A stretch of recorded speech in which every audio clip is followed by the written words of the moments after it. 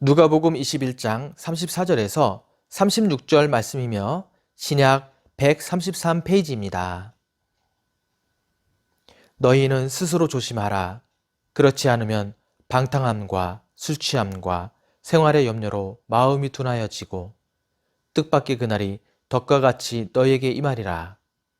이날은 온 지구상에 거하는 모든 사람에게 임하리라. 이러므로 너희는 장차 올 이 모든 일을 능히 피하고 인자 앞에 서도록 항상 기도하며 깨어있으라 하시니라. 아멘. 오늘 본문의 말씀은 이제 34절서부터 시작되는데 이 34절서부터 시작된 이 본문의 말씀이 시작이 어디서부터 되냐면은 그 앞부분에 보면은 5절서부터 시작됩니다. 그러니까 21장 누가복음 21장 5절이 되는 것이지요. 5절 말씀에 보면은 어떤 사람들이 성전을 가리켜 그 아름다운 돌과 헌물로 꾸민 것을 말하며 예수께서 이르시되 뭐라고 말씀을 하셨냐면은 너희 보는 이것들이 날이 이르면 돌 하나도 돌 위에 남지 않고 다 무너뜨려지리라. 그러니까 회파될 것이다. 무너질 것이다. 이렇게 말씀하셨습니다. 그랬더니 사람들이 또 묻습니다. 그러면은 어느 때 이런 징조가 있고 그때에 무슨 어느 때 이런 일이 일어나겠으며 그때 무슨 징조가 있겠습니까? 라고 묻습니다. 그럴 때 예수님이 8절에 보니까 이르시되 미혹을 받지 않도록 주의하라 그랬습니다. 무엇을 받지 않도록 주의하라고요? 미혹을 받지 않도록, 유혹을 받지 않도록 주의하라 이렇게 말씀하셨습니다.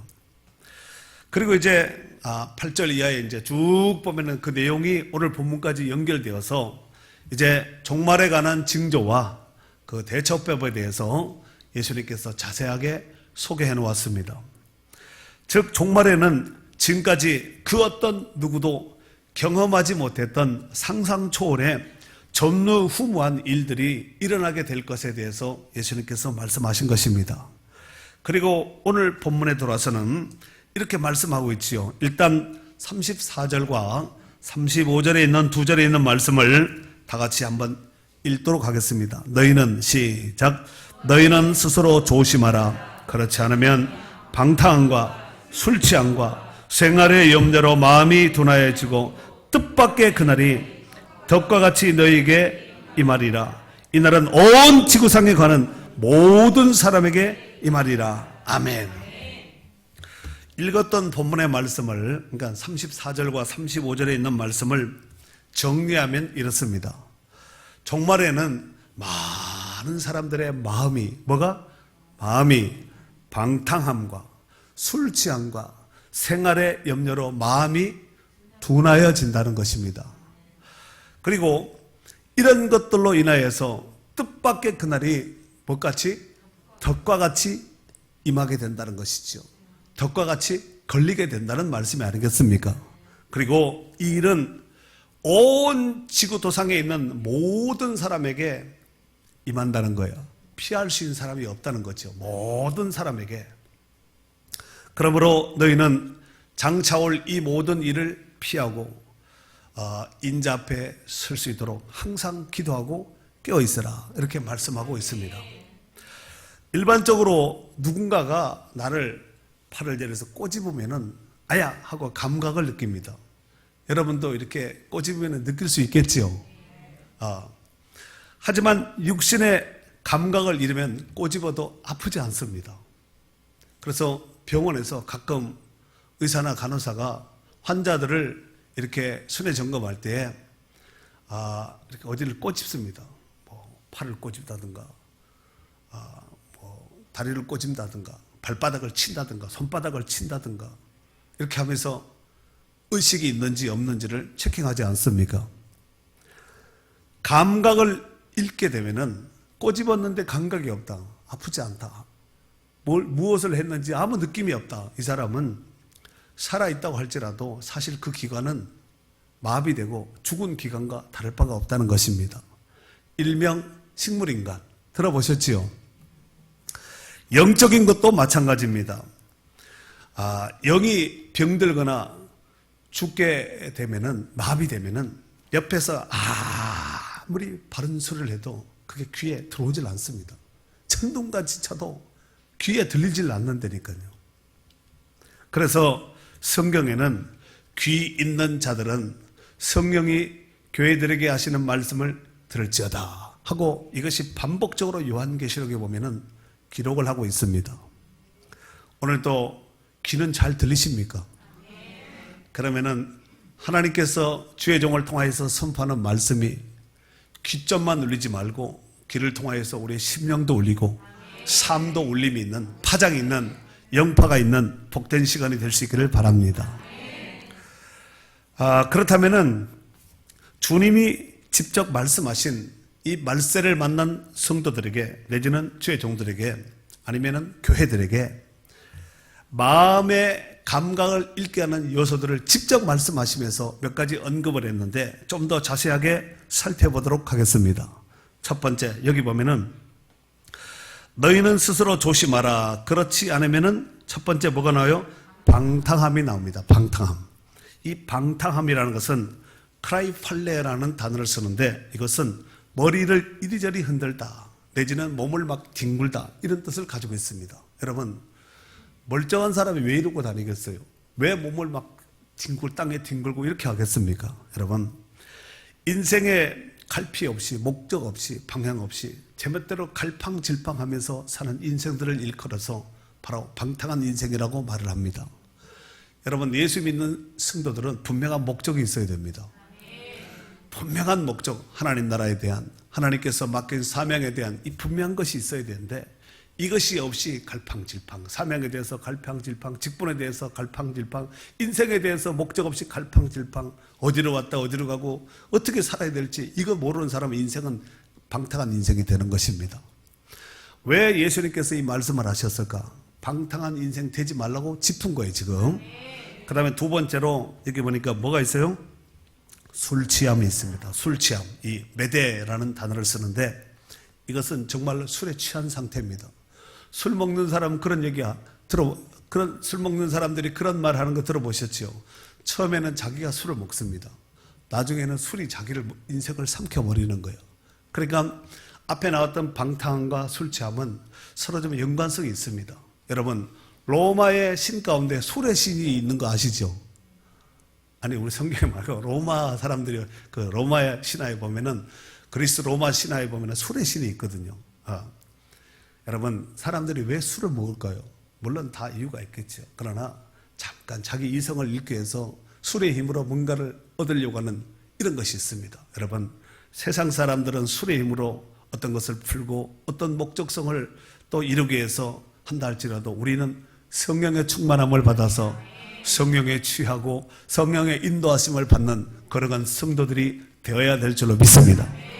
세 번째로 생활의 염려가 나옵니다. 뭐가 나온다고요? 생활의 염려. 이 생활의 염려는 메림나이스 비오티카이스라는 단어를 쓰는데, 이것이 우리가 이제 성경에 보면은 이생의 염려라고 들어보셨죠? 이생의 염려. 이 이생의 염려를 읽어보신 분들은 성경을 한 10독 이상 읽으신 분인 것 같아요. 이생의 염려 처음 들어요? 지금은 가만히 있으면은, 중간 정도 갈 수 있습니다. 이생의 염려라는 단어가 바로 오늘 생활의 염려와 똑같은 단어를 쓰는데, 이생의 염려란 돈이나 음식이나 옷과 같은 것에 사로잡혀 있는 상태를 바로 이제 생활의 염려, 이생의 염려, 쉽게 말해서 먹고 사는 문제에 매여 있는 자를 일컬어서 이생의 염려라고 이제 볼 수가 있습니다. 즉, 오늘 본문에 방탕함과 술 취함과 생활의 염려 같은 세상의 덫에 탁 걸려버리면은, 여러분, 덫은 놓는 사람은 알지만 그걸 놓은 것을 모르는 사람은 걸리게 되어 있습니다. 그걸 잡으려고 은밀하게 이렇게 해서 덫을 놓는 것이 아니에요. 덫을 만약에 덫을 뭔가 목적성을 갖고 잡으려고 하는데 걔가 먼저 알아버리면 아주 덫이 있네. 갈까요? 안 갈까요? 안 가지요. 덫은 놓은 사람은 알지만 당하는 사람은 모르기 때문에 덫에 걸리는 것이, 올무에 걸리는 것이 아니겠습니까? 여러분, 이런 방탕함, 술 취함, 생활의 염려, 이런 것들에서 마음이 둔하여지면 덫이 있는 걸 모르는 거야. 그래서 어느 날 호련히 덫과 같이 탁 올무에 걸리는 거죠. 빠져나갈 수가 없습니다. 덫에 걸렸다는 것은 곧 죽음입니다. 이렇게 덫에 걸리게 되면은 하나님 나라에 관심을 갖지 않도록 마음을 뺏겨버리는 거예요. 마음이 둔해지니까 감각이 없는 거예요. 하나님 나라에 대해. 아무리 하나님 나라에 대해서 천국 복음에 대해서 얘기를 해도 뭐 눈만 멀뚱멀뚱하고 그것이 나와 무슨 상관이 있겠나 하면서 감각을 잃게 된다는 거예요. 여러분, 앞으로 장차 들어갈 하나님 나라 기대되지 않습니까? 땅의 삶 100년도 못 살면서 1000년 걱정하지 말고 정말 우리가 이 땅의 삶은 저와 여러분이 같이 이렇게 신앙생활을 하면서 이 땅에서 관계 맺고 교제하면서 같이 이렇게 예배하면서 이런 관계가 길 것 같지만 절대로 길지 않습니다. 그리고 이미 우리는 인생을 많이 살았잖아요. 어쩌면은 산 인생보다가 살아있는 인생이 날수가 짧은 사람이 더 많을 수가 있습니다. 사랑하는 성도 여러분, 코로나가 긴 세월, 오랜 세월 동안, 오랜 시간 동안 잠식하고 있는 동안 정말 믿지 않는 세상 사람들 뿐만 아니라 믿는 성도임에도 불구하고 이런 생활의 염려에 대한 이런 염려가 끊임없이 우리 인생을 가슴을 누르듯이 이렇게 누르고 있는 이런 현실 속에서 우리가 살아가고 있습니다. 하지만 성경은 어떤 상황 속이라 할지라도 염려하지 말라고 말씀하고 있습니다. 오히려 너희 모든 염려를 다 주께 맡기라고 이렇게 말씀하고 있지 않습니까? 이를테면 베드로전서 5장 7절에 보면은 너희 염려를 다 주께 맡기라. 이는 그가 너희를 돌보심이라 그랬습니다. 어떻게 맡기라고요? 다. 일부만 맡기고 일부는 내가 좀 지고 이렇게 하지 말고 다 맡기라는 거예요. 맡길 수 있겠습니까? 예배 때는 다 맡겼다가 짐 싸가지고 또 막 바리바리 싸가지고 가자 하고 더 많은 짐을 또 가져가는 이런 참 비극적 인생이 되지 말고 맡기라면 맡기는 거예요. 그분이 신뢰할 만하기 때문에 맡기라고 한 것이지 아무리 생각해도 못 믿을 것 같으면 맡길 수가 있겠습니까? 그럼에도 불구하고 안 맡기고 염려만 하는 성도들이 있다는 것입니다. 그것은 주님을 온전히 신뢰하지 못하는 불신앙적인 태도요, 악한 자의 모습입니다. 교회 안에 들어와 있는 성도들 가운데 이런 성도들이 있으면 안 된다는 것입니다. 주님은 염려하지 말아야 될 것에 대한 비유로 말씀하신 그 말씀이 있습니다. 마태복음 6장 25절서 32절에 있는 말씀까지요. 조금 깁니다마는 그러므로 내가 너희에게 이르더니 목숨을 위하여 무엇을 먹을까 무엇을 마실까 몸을 위하여 무엇을 입을까 염려하지 말라. 목숨이 음식보다 중하지 아니하며 몸이 의복보다 중하지 아니하냐. 공중의 새를 보라. 심지도 않고 거두지도 않고 창고에 모아들이지도 아니하되 너희 하늘 아버지께서 기르시나니 너희는 이것들보다 귀하지 아니하냐. 너희 중에 누가 염려함으로 그 길을 한 자라도 더할 수 있겠느냐. 또 너희가 어찌 의복을 위하여 염려하느냐. 들의 백합화가 어떻게 자라는가 생각하여 보라. 수고도 아니하고 길쌈도 아니하느니라. 그러나 내가 너희에게 말하노니 솔로몬의 모든 영광으로도 입은 것이 이 꽃 하나만 갖지 못하였느니라.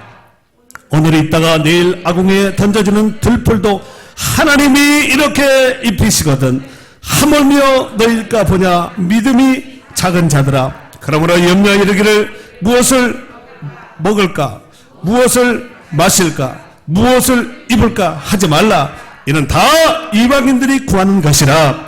너희 하늘 아버지께서 이 모든 것이 너희에게 있어야 할 줄을 아시느니라. 아멘. 여러분, 하나님께서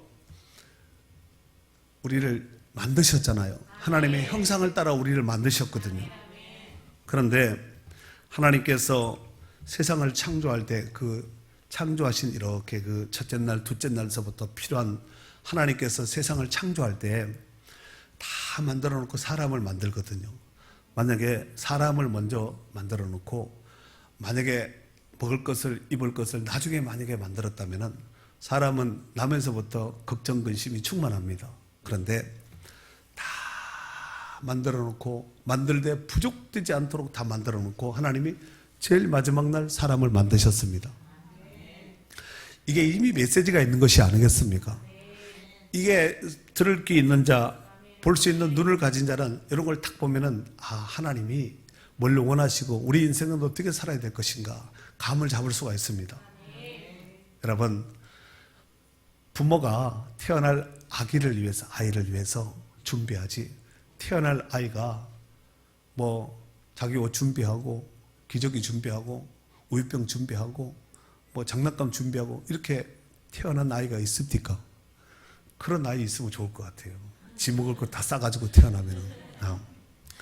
근데 부모가 자식을 위해서 요즘 같은 시대에 딸이냐 아들이냐 벌써 다 알잖아. 태어나기 전에 알잖아. 그러면은 딸이면은 딸에 맞는 뭔가 옷서부터 쫙 준비하고 아들이면 아들에 맞게 부모가 다 준비하는 거예요. 그렇지 않겠습니까?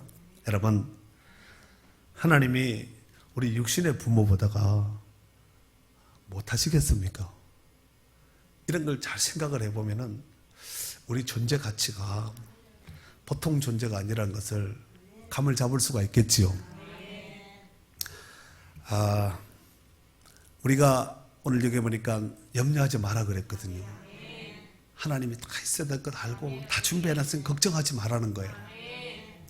그런데 염려라고 해서 다 안 좋은 염려만 있는 것이 아니라 염려도 좋은 염려가 있습니다. 일명 거룩한 염려라고. 들어보셨어요?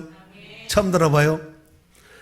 고린도 후서 7장 10절 말씀에 보면은 하나님의 뜻대로 하는 근심은 후회할 것이 없는 구원에 이르게 하는 회개를 이루는 것이요 세상 근심은 사망을 이루는 것이니라 그랬습니다. 그러므로 우리가 세상 근심은 할 수만 있으면 더 많이 내려놓으셔야 됩니다. 그리고 거룩한 근심은 더 많이 해야 됩니다. 어떻게 하면 하나님의 뜻대로 살 수 있을까? 어떻게 하면 하나님을 기쁘시게 할 수 있을까? 어떻게 하면 하나님의 영광을 해서 살 수 있을까? 너희는 먹든지 마시든지 무엇을 하든지 다 하나님의 영광을 위하여 살라고 말씀하고 있지 않습니까? 근데 우리는 여전히 위를 보지 못하고 땅의 것만 바라보고 이렇게 사는 거예요. 우리라고 하면은 싸잡아가 가면 도매금으로 넘어가시는 그렇지 않은 분도 있는데 도매금으로 넘어가는 분이 기분 나쁠 수가 있으니까 제가 봤을 때 제 모습이 그렇다는 얘기예요. 그런데 저랑 비슷한 친구들이 아마 있을 것 같아요. 아멘까지. 자, 그렇다면은 우리가 오늘 말씀을 들었으니 우리 한번 자가 진단을 해봐야 됩니다. 자가 진단. 정확하지는 않지만 그래도 자기가 자기를 제일 잘 알잖아요. 어떤 사람은 남이 나를 더 잘하는 사람도 있다는데 그럴 수가 없습니다. 자기가 자기를 제일 잘 압니다. 영적인 것이든 육신적인 것이든 자기가 기도하는 사람인지 자기가 기도 안 하는 사람인지 자기 하나님을 사랑하는 사람인지 자기 하나님을 사랑하지 않는 사람인지 자기가 정확하게 안 되니까요. 자, 그러면은 아까 여기 세 가지 나왔지요. 첫 번째, 방탕함. 목적 없이 분명한 목적과 뜻도 없이 이리저리 머리를 흔들고 뒹굴고 사는 인생. 마치 그 인생이 마치 길바닥에 냉동이 친 이런 인생과 같이 목적도 없이 여러분 막 그런 사람들 보면 답답하지 않아요? 목적도 없이 이리저리 방황하면서 자기 인생을 어떻게 살고 무엇을 해야 될지도 모르는 갈피 잡지 못한 이런 인생들을 볼 때 참 안타깝기도 하고 불쌍하기도 하고 이러지 않습니까? 문제는 그런 사람을 보았다 할지라도 자기 자신을 봐야 돼요. 내 인생은 과연 어떤가? 나는 어떤가? 나는 혹 방탕함에 물들지는 않았는가? 두 번째, 술 취함. 사실 예수 믿는 사람들이 술 취한다는 것은 거의 쉽지는 않습니다. 그러나 성도들 가운데 술 취하면서 실질적으로 술을 먹고 술에 취한 사람이 있을 수가 있습니다. 우리 눈에 안 띄어서 그렇지. 지금까지 주의 크신 은혜인 줄 알고 앞으로는 조심하든가 끊든가 이렇게 하는 것이 좋을 줄 아래요. 자, 여러분 술 취한 것 같이 여러분 술 취한 사람들은 밤새 걷지만 집에 못 들어옵니다. 왜냐하면 한 발자국 앞으로 가면은 두 발자국 뒤로 가기 때문에 그렇습니다. 밤새 뭔가 걸어요. 걷는데 못 들어온다니까. 깨고 나면 오히려 그 자리에서 뱅뱅 돌고 있는 이런 심각한 아침을 맞이할 수 있습니다. 여러분 술 취하는 거 세상에 취하지 말라는 거죠.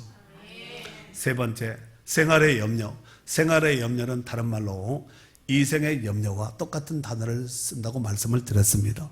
혹 우리는 무엇을 먹을까, 무엇을 마실까, 무엇을 입을까 하는, 이것은 세상 사람들도 그런 패러다임으로 사는 거예요.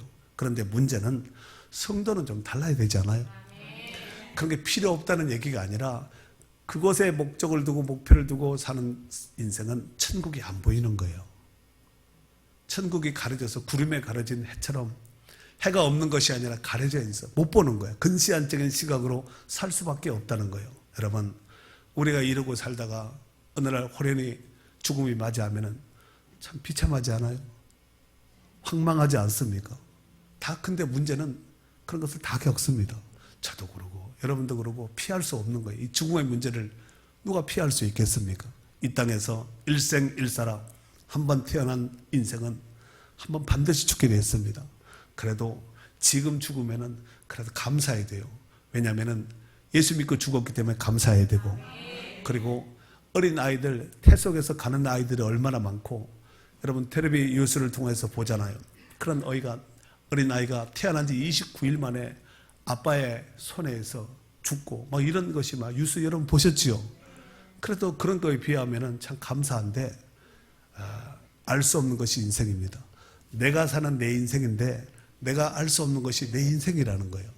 그러면은 내가 알 수 없는 인생을 내가 모르지 하나님도 모르실까요? 그렇지 않습니다. 하나님은 다 알고 멀리서도 심패를 감찰하시고 우리 인생에 앉고 일어섬을 아시고 생각을 통촉 하감하시는 살아계신 하나님이신 줄로 믿습니다.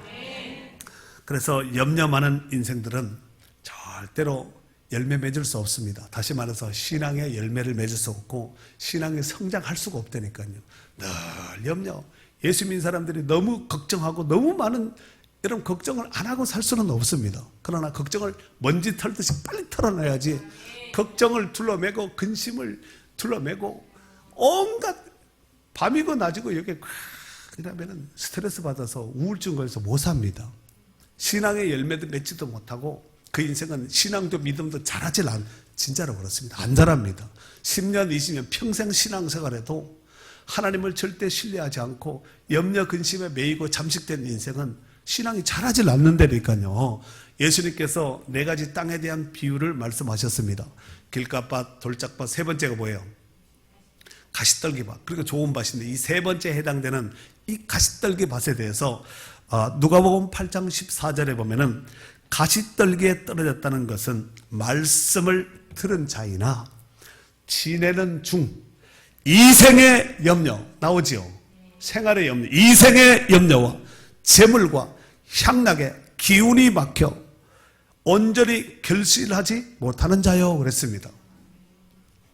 온전한 결실이 없다는 거지요. 온전한 열매를 맺지 못한다는 거예요.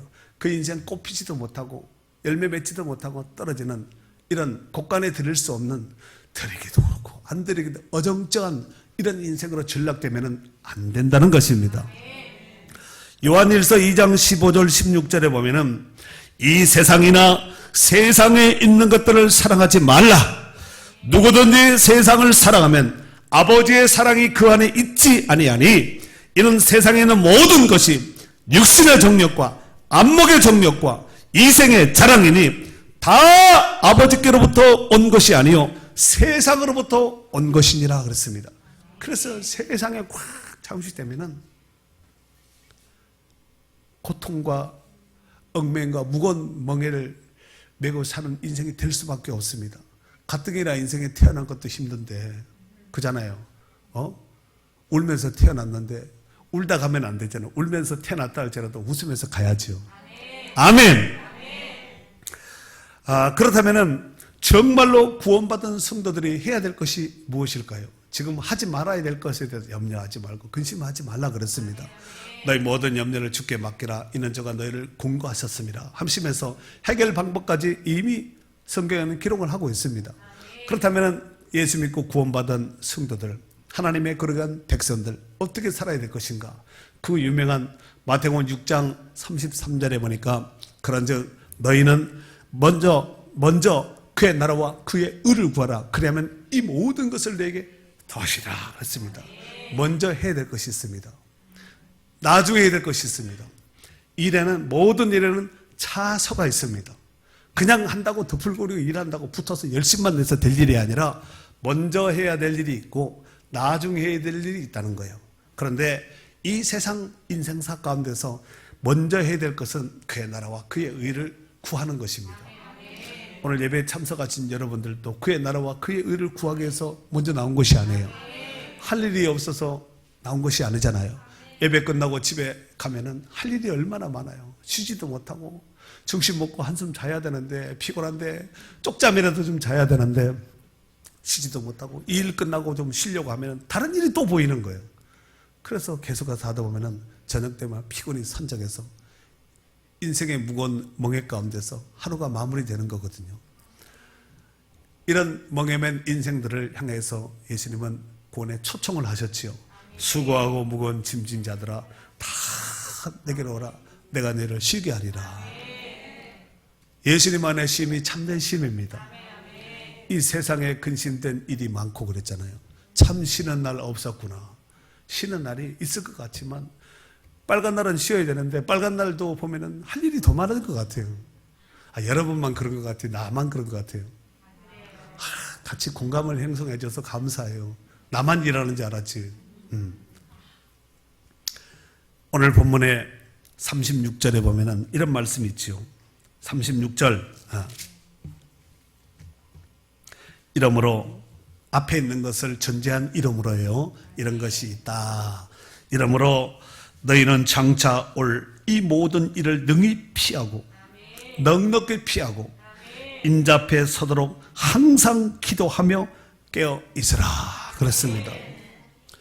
여러분, 이런 종말에 나타나는 현상, 다시 말해서 방탕함, 술 취함, 생활의 염려, 이런 것들이 마음의 감각을 떨어지게 하는데 때가 되면, 그날이 되면은 호련히 덕같이 탁 건다는 거예요. 마음이 둔하지 않으면은 뭐가 있는 것 같아, 조심해야 되네, 이렇게 할 수 있는데 마음이 감각을 잃어버리면은 있든 말든 이게 똥인지 뭐 덫인지 가야 될 길인지 말아야 될 길인지 분별이 안 되는 거예요. 이게 바로 마음이 둔해진 자, 감각을 잃은 자입니다. 여러분, 감각을 잃으면 안 됩니다. 일생 죽을 때까지 몸의 신체 어떤 기관이라 할지라도 감각을 잃지 않기를 바랍니다. 영적인 것도 똑같습니다. 그 촉이 살아있어서 감각을 잃으면 안 됩니다. 이게 무슨 소리인지, 지금 어떤 상황인지 분별하면서 보이지 않지만 이 영의 눈이 띄어져서 감각을 잃지 않는 자, 이 사람이 영적으로 육적으로 살아있는 성도인 줄로 믿습니다. 오늘 여기 35절에 보니까 이런 말씀이 있지요. 이 날은 온 지구상에 거하는 모든 사람에게 이 말이라 그랬어요. 피할 사람이 한 사람도 없다는 얘기예요. 어떤 일정한 특정한 지역이나 어떤 특정한 부류의 사람이나 이거 관계없이 온 지구도상에 거하는 모든 사람에게 임한다고 예수님께서 말씀하셨습니다. 이걸 가지고 최후 종말, 인류 종말이라고 말을 한 겁니다. 지금 사람들이 아이고 코로나 때문에, 원전 때문에, 뭐 환경 때문에, 뭐 때문에 종말이라 하지만 이거는 종말이 아니에요. 국지전은 종말이 아닙니다. 온 지구도상, 온 우주적인 총체적인 이런 종말이 바로 최후의 종말이라는 것이에요. 아직 우리는 그 날을 맞이하지 않았습니다. 그냥 여행 연습만 할 뿐이, 일부 맛볼 뿐이지 아직까지 우리가 맞지는 않았다는 것입니다. 그러나 그날은 전무후무한, 지금까지 그 어떤 누구도 한 번도 경험하지 못했던 그런 일들이 장차 우리에게 온다는 거예요. 그래서 그 대처법으로 36절에 보면은 이러므로 너희는 장차 올 이 모든 일을 능히 피하고 넉넉히 피하고 인자 앞에 서도록. 누구 앞에 선다고요? 우리가 다 그날 세상 사람들은 심판을 받겠지만 우리는 인자 앞에 서는 날이 될 것입니다. 그래서 영광의 주님을 뵙게 될 줄로 믿습니다. 그때 부끄러움 당치 않고 그때 악한 종이라고 책망받지 않으려면 우리가 살아있을 때 어떻게 해야 될 것인가, 이게 굉장히 중요합니다. 그리고 인자 앞에 서도록 항상 기도하고 깨어 있으라 라고 말씀하고 있습니다. 여러분, 항상 기도하고 깨어 있으라. 이 사람은 덫에 걸리지 않습니다. 인생의 올무에 걸리지 않는다는 얘기예요. 그 말을 반대로 거꾸로 뒤집으면 어떻게 되겠어요? 항상 기도하지 않고 깨어 있지 않으면 어떻게 된다는 얘기예요? 걸린다는 얘기예요. 자기는 약삭빠르게 피해 다니고 지금까지는 걸리지 않았다 할지라도 지금까지 걸리지 않은 것이 주의 크신 은혜인 줄 알고, 그러나 이후 계속해서 걸리지 않으리라는 보장을 할 수 없다는 것입니다. 반드시 걸리게 되어 있습니다. 그 어느 날 새가 그물에 걸린 같이 호련히 올 때 피할 수 없다는 거예요. 우리가 신앙생활을 하다 보면은 기도 제목을 안고 하나님 앞에 간절히 정말 기도할 때가 있습니다. 그럴 때 하나님이 오냐 응답이다 하고 떨컥떨컥 이렇게 주면 얼마나 좋아요. 문제는 그렇게 부르짖고 그렇게 기도하고 그렇게 금식하고 밤이고 낮이고 하나님 앞에 의지하고 부여잡고 눈물로 기도함에도 불구하고 하나님은 침묵하시고 어떤 데는 안 계신 것 같은 이런 느낌을 받을 때가 있습니다. 저만 그런가요? 여러분도 그런가요? 지금 그랬다는 사람은 기도한 사람이에요. 가만히 있는 사람은 기도 안 한 사람이거든요. 나만 그런 것 같아요? 여러분도 그런 것 같아요? 아이고, 기도 많이 하시네. 좋아요. 예. 문제는 정말 그 기도가 응답이 빨리 자기 때에 응답이 안 되면은 나같이 이렇게 성격 급한 사람은 죽거든요. 그냥 속에 불이 나서 그냥 제풀에 그냥 죽습니다. 그냥. 그래서 낙심이 오거든요. 낙심 들어봤어요? 그 당해보셨어요? 나만 오는 것이 아니구나. 낙심이 오거든요. 이게 이런다고 되겠나? 오히려 빨리 돈 쓰고 뭔가 의지하고 뭔가 쫓아다니면서 뭘 해야 되지 않겠나 하고 얕은 하수들이 쓰는 이 인간적인 생각이 확 드러나거든요. 아브라함도 그랬어요. 하나님이 준다 그랬거든요. 하나님이 빨리 안 주는 거예요. 그러니까 아브라함은 10년 기다렸어요. 그래도 안 주는 거예요. 그랬더니 애국종 하가를 취해서 아들 낳았어요. 아브라함은 속으로 그랬겠죠. 이것이 역시 이 방법이 맞는 방법이야 그랬지만 하나님은 아니라 그러죠. 나면 뭐야? 하나님이 아니라 하면 끝나는 거죠. 하나님이 옳다 그래야 되는데 하나님이 아니다 하면은 백을 난들 천을 난들 뭐 하겠어요? 아니라면 끝나 비참해지는 거거든요. 그리고 하나님이 정한 때, 하나님이 약속한 때 하나님께서 이삭이라는 아들을 하나님께서 주시거든요. 말도 안 되는 나이에, 사실 10년 지난 그 나이도 적은 나이는 아닙니다. 아브라함의 나이도 적은 나이가 아니고 사라의 나이, 아내의 나이도 적은 나이도 아닌데 하나님의 때는 훨씬 뒤에 있었다는 거예요. 그런데 그 아들을 통하여서 하나님은 아브라함의 씨를 있게 하고 지금도 하늘의 별과 같이 땅의 모래와 같이 티끌같이 그 많은 믿음의 후손들 자손들을 주셨고 그 몸을 통하여서 약속하신 구속자인 구세주인 예수 그리스도께서 탄생하시고 오신 줄 믿습니다. 그냥 참고 인내하는 것이 참 중요한데 이게 알지요. 아는데 이게 잘 안 된다니까. 그래서 낙심하고 때로는 원망하기도 하고 좌절하기도 하고 막 이렇게 되거든요. 그래서 예수님이 그럴 줄 알고 말씀하신 내용이 있습니다. 누가복음 18장 1절에서 8절까지요. 시작.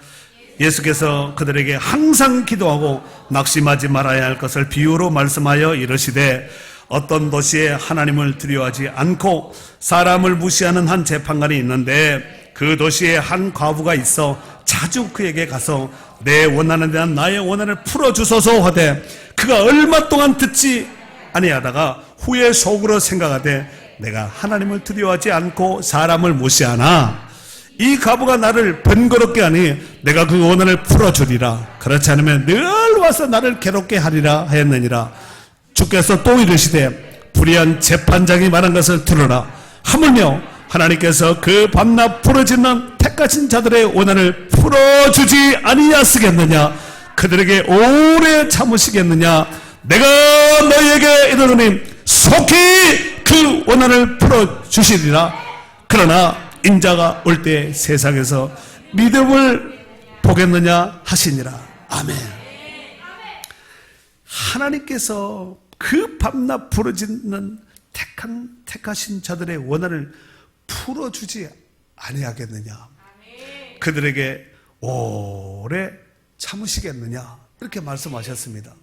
그러니까 하나님은 오래 참지 않고 하나님은 반드시 응답해 주신다는 거예요. 그래서 우리는 감사하죠. 하나님이 얼마나 좋으신 분이냐 하면은 마태복음 한 구절만 더 찾아볼까요? 마태복음 7장 7절서 11절에 있는 말씀이에요. 구하라. 시작. 구하라. 그래야면 내게 주실 것이요. 찾으라. 그래야면 찾아낼 것이요. 문을 두드리라. 그래야면 너에게 열릴 것이니 구하는 이마다 찾는 이가 이는 두드리는 이에게는 너희 중에 누가 아들이 떡을 달라는데 돌을 주며 생선을 달라는데 뱀을 줄 사람이 있겠느냐. 너희가 악한 자라도 좋은 것으로 자식에게 줄 줄 알거든 하물며 하늘에 계신 너희 아버지께서 구하는 자에게 좋은 것으로 주시지 않겠느냐 그랬어요. 그 결국 못 받은 것은 지가 안 구한 거예요. 왜? 자기 안에서 다 해결되니까. 뭐가 있으니까. 뭐가 있는 것이 하나님께 가까이 가지 못하고 하나님 앞에 범죄하고 오히려 하나님을 떠나게 하는 이런 요소가 될 수도 있습니다. 없는 게 주의 크신 은혜인지 알고 감사하셔야 돼요. 데살로니가전서 5장 17절 18절에 보면은 쉬지 말고 기도하라. 범사에 감사하라. 이것이 그리스도 예수 안에서 너희를 향하신 하나님의 뜻이라 그랬습니다. 뭐 하지 말고? 쉬지 말고 기도하고. 그 다음에 범사에? 어떤 일을 만나도 우리는 감사해야 돼요. 그것이 하나님의 뜻이라고 말씀하고 있습니다. 그리고 오늘 본문에 다시 돌아가서 36절에 항상 기도하고 깨어있으라 그랬지요. 이 항상 기도하고 깨어있으라는 이 말이 잠자지 않고 깨어있다 이런 뜻을 가지고 있습니다. 헬라어는 아그네 프네오라는 이 단어를 쓰는데 잠자지 않고 깨어있다 이런 뜻을 가지고 있습니다. 그러나 오늘 본문에서 예수님께서 말씀하신 의도는 제자들에게 잠자지 말란 얘기가 아니라 주의를 기울이라. 언제든지 준비하고 있으라. 이런 뜻으로 말씀하신 것입니다. 왜냐하면 주인이 오기 때문에 그렇습니다. 주인이 안 오면 문 잠그고 문 걸고 깊이 자면 됩니다. 그러나 주인이 오기 때문에 언제든지 맞이할 준비를 하고 깨어있고 의식을 하고 감각을 잃지 말라는 얘기예요. 아멘이죠. 그래서 마가복음 13장 35절 36절에 보면은 그러므로 깨어있으라. 집주인이 언제 올는지 혹 저물 때인지 밤중일는지 닭 울 때일는지 새벽일는지 너희가 알지 못함이라. 그가 호련히 와서 너희가 자는 것을 보지 않도록 하라 그랬습니다. 자면서도 깰 준비하고 자야 됩니다. 아시겠죠? 잠을 자지 말라는 얘기가 아니라 자면서도 누가 의식을 하면은 빨리 감각을 가지고 마음이 둔해지면 이게 막 두들겨도 막 발로 차도 막 모르거든요. 그러나 왔다 하면은 잽싸게 탁 스프링처럼 감각을 가지고 있는 자는 깨고 일어나고 준비하지 않겠습니까? 사랑하는 성도 여러분, 만약 국경을 지키는 파수꾼이 잠들어 버리면 어떻게 될까요? 국경이 뚫리면 다 죽습니다. 실제로 지난주 17일 날 수요일입니다. 동해안 변방에서 북한인 민간인이 모구리 옷을 입고 잠수복을 입고 6시간 헤엄쳐가지고 들어왔다는 거예요. 문제는 군인들의 CCTV에는 그것이 정확하게 찍혔습니다.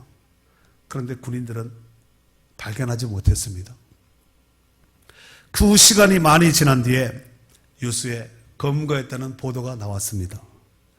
도대체 그때에 깨어 있어야 될 파수꾼과 같은 경비병은 무엇을 하였을까요?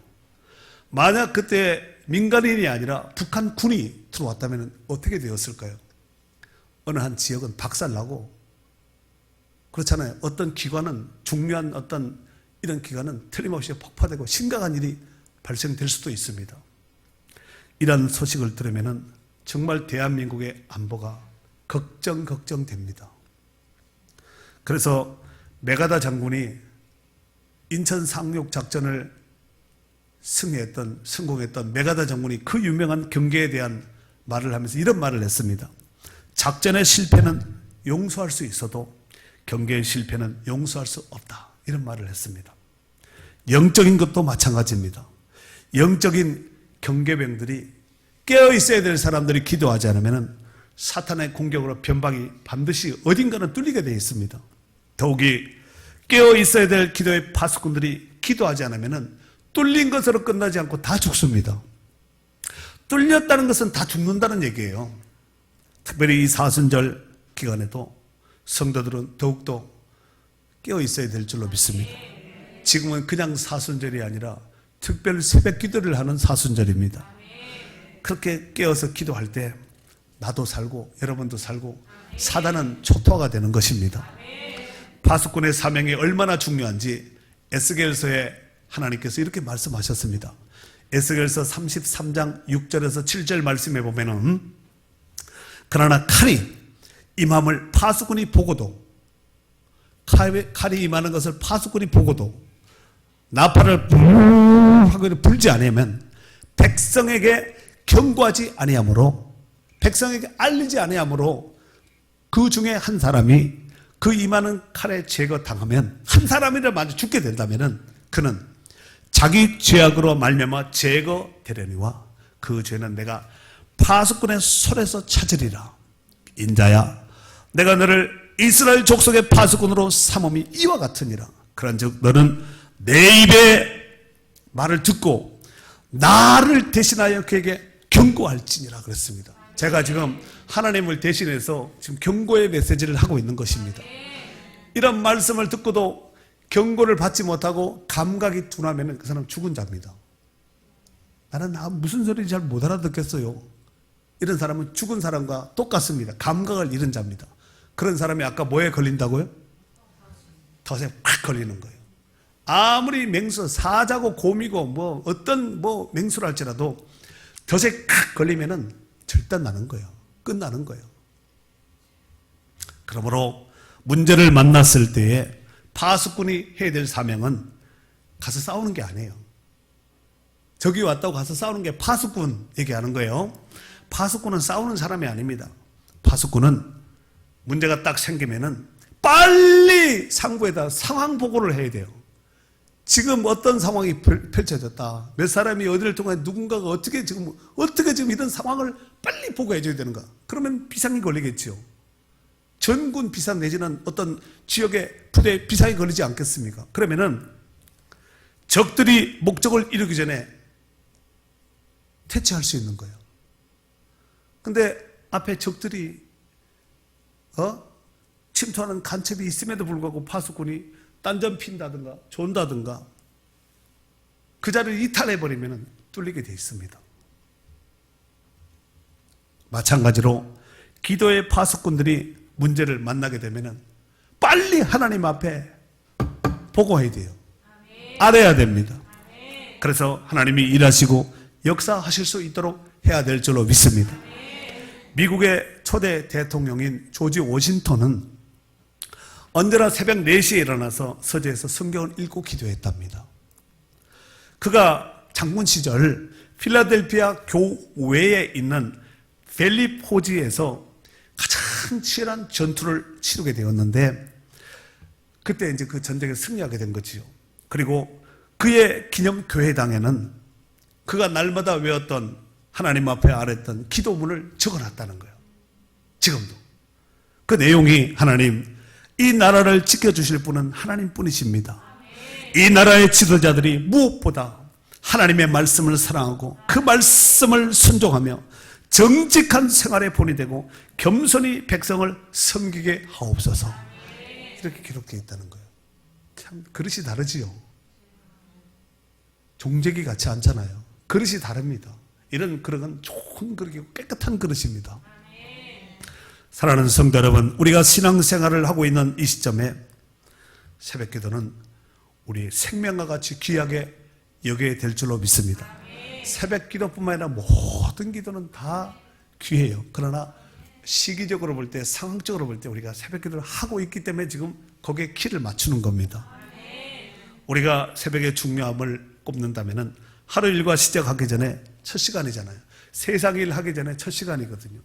시편 5편 3절에 보면은 여호와여 아침에 주께서 나의 소리를 들으시리니 아침에 내가 주께 기도하고 바라리이다. 다윗의 고백입니다.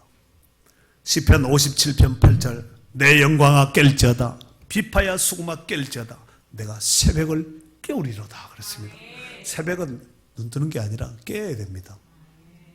마가복음 1장 35절 예수님께서 새벽 아직도 밝기 전에 예수께서 일어나 나가 한적한 곳으로 가서 거기서 기도하시더니 그랬거든요.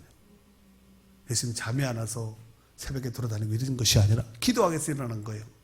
우리 정의도 원로 목사님들이 계시지만 이제 가끔씩 식사나 차를 하면서 제가 이제 이런저런 이제 이야기를 듣습니다. 말을 듣는데 그 가운데서 새벽 기도 하려고 일찍 잔다는 거예요. 새벽 기도 나오려고 일찍 주무신다는 거예요. 8시, 저녁 먹고 8시, 9시에는 벌써 주무신다는 거예요. 3시에 일어나신다는 거예요. 그리고 성경 한 30장 읽고 오신대요. 우리 목사님 오래오래 사셨으면 좋겠어요. 건강하게. 네. 사랑하는 성도 여러분, 지금은 시기적으로 자다가도 깰 때입니다. 깨었다가 잘 때가 아니라 자다가도 깰 때라는 것입니다. 단순히 깨어만 있다고 해서 될 일이 아니라 깨어서 기도해야 됩니다. 이러보건대 깨어있는 것과 기도하는 것은 서로 상호 연관성이 있습니다. 즉 깨어있는 자가 기도하는 자이고 기도하는 자가 깨어있는 자입니다. 마태복음 26장 41절에 예수님께서 시험에 들지 않게 깨어 기도하라 그랬습니다. 여러분 깨어 기도하지 않은 사람은 시험 잘 들어요. 시험 잘 드는 사람은 이 사람은 기도하지 않은 사람이 이렇게 하면 정확하게 맞습니다. 시험이 온다 할지라도 기도하는 사람은 다 뛰어넘습니다. 왜냐하면 하나님이 지혜를 주시고 성령이 도와주시기 때문에 그렇습니다. 자기 힘으로는 안 됩니다. 데살로니가전서 5장 6절에는 그러므로 우리는 다른 이들과 같이 자지 말고 오직 깨어 정신을 차릴지라 그랬습니다. 정신 차려야 됩니다.